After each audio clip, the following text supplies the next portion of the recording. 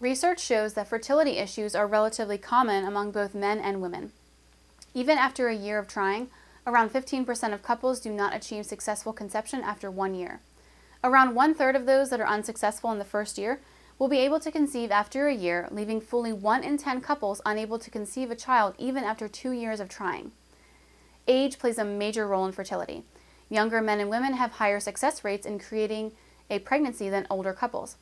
Among couples under the age of 30 with no medical issues, between 20 and 37% of couples that are trying to have children succeed in conception in a matter of months.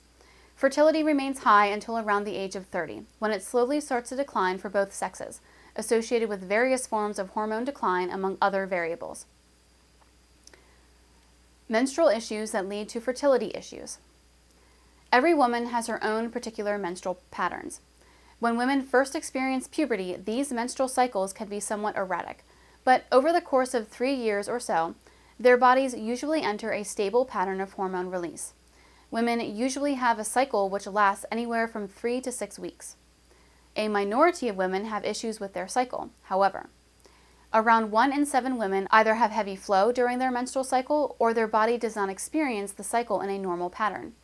There are 3 primary categories of irregularity which can impact fertility: ovulatory infertility, anovulatory infertility, and oligo-ovulation.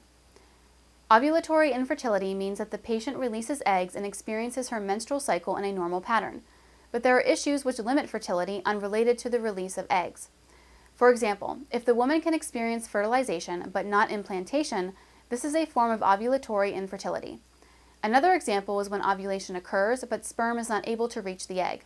Ovulatory infertility is the cause of 60 to 70% of female infertility.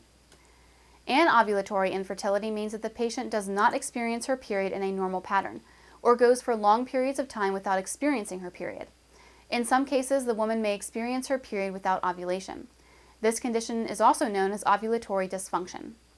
30 to 40% of women that experience fertility issues have such issues because they are unable or have trouble ovulating. This form of infertility is easy to treat for most patients, and 7 out of 10 women can conceive with the help of medications which encourage ovulation and promote a normal cycle, such as Repronex and clomiphene citrate. Oligo-ovulation is a condition in which ovulation occurs, but occurs in an irregular pattern, which makes it harder to conceive. What conditions prevent or inhibit ovulation and fertility in women? There are 4 categories of issues which inhibit ovulation: hormonal issues, follicle issues, early menopause, and ovarian damage. Hormonal issues which inhibit fertility. Most women that have trouble ovulating have issues as a result of hormone imbalances, which prevent normal ovulation. There are 3 main categories of hormone irregularity. Pituitary malfunction. In both men and women, the pituitary gland is responsible for producing 2 hormones vital for fertility: follicle-stimulating hormone, FSH, and luteinizing hormone, LH. In order to be sufficiently fertile, women need to produce a specific amount of both of these hormones. There are a number of issues that can contribute to this, including tumors, physical injury to the pituitary, and any other cause of hormonal imbalance. Hypothalamic malfunction. In order for FSH and LH to be produced, they receive signals from the hypothalamus in the form of gonadotropin-releasing hormone, GnRH. If the hypothalamus does not send the correct signal to the pituitary, it can prevent a woman's eggs from reaching maturity, which prevents ovulation. Around 1 in 5 women do not ovulate for this reason. Inability of eggs to reach maturity. This is the most common reason why women have trouble ovulating. Around half of women that are unable to ovulate are unable to do so because their ovaries do not produce the follicles necessary for implantation, which leads the eggs to not be released. This is most commonly the result of inhibited production of FSH in relationship to testosterone, estrogen, and LH. The most common condition which leads to this issue is polycystic ovary syndrome. This condition is characterized by elevated testosterone and androgen levels, long menstrual cycles, and follicles which remain embedded in the ovaries, containing immature eggs. When this occurs, the ovary or ovaries are referred to as polycystic. This is associated with elevated estrogen levels and can lead to breast cancer. Follicular malfunction can inhibit fertility.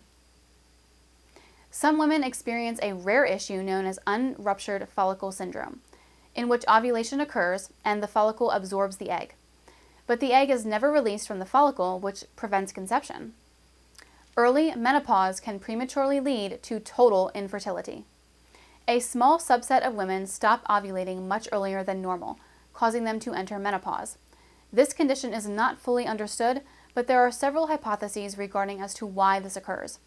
For example, there is evidence that some women have a genetic predisposition to deplete their store of eggs more quickly than normal. One particular group of women for which this issue is most common are women that maintain a highly active and athletic lifestyle, associated with heavy exercise and low body weight. Damaged ovaries can lead to infertility, as a damaged pituitary can inhibit the release of vital precursor hormones necessary for ovulation. Damaged ovaries can inhibit or prevent ovulation. Because of this, the ovaries may not have the capacity to produce fully matured eggs, which inhibits fertility. Fallopian tube malfunctions can inhibit fertility.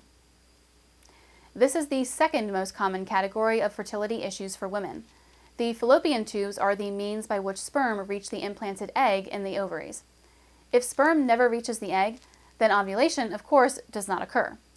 The fallopian tube is also the route by which the fertilized egg travels to the uterus, where it attaches to the wall of the organ and begins to develop. If the fertilized egg cannot implant into the uterus, the female body is designed to shut down the pregnancy. Because most fertility issues caused by fallopian tube issues are the result of malformations and blockages, the most common form of fertility treatment for these conditions is surgery. By taking surgical steps to open up the pathway to and from the ovaries, it is possible to increase fertility by between 30 and 65%, dependent upon the procedure. There are 5 main categories of issues which affect the normal function of the fallopian tubes: genetic defect, ectopic pregnancy, surgical damage/trauma, disease, infection. Genetic/prenatal defect. In rare cases, women are born with issues which prevent their fallopian tubes from fulfilling their normal function. Often, these defects are paired with problems which impact the function of the uterus. Ectopic pregnancy. Very rarely, after an egg has been fertilized, it does not make the full trip to the uterus, and instead implants into the fallopian tube.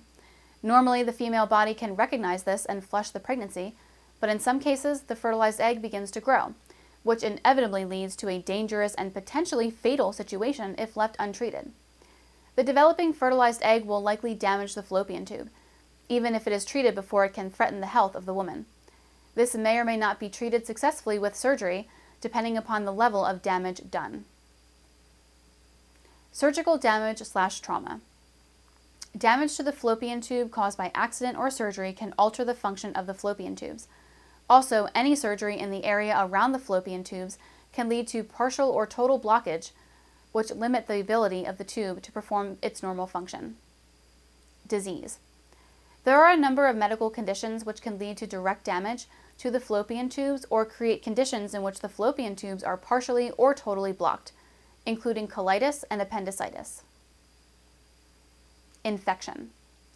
Any form of infection which afflicts the fallopian tubes can conflict with the ability of sperm or fertilized egg from passing through the vicinity. In some cases, the infection can block the tube with scars, and in other cases, the fallopian tube can be blocked, preventing anything from passing through.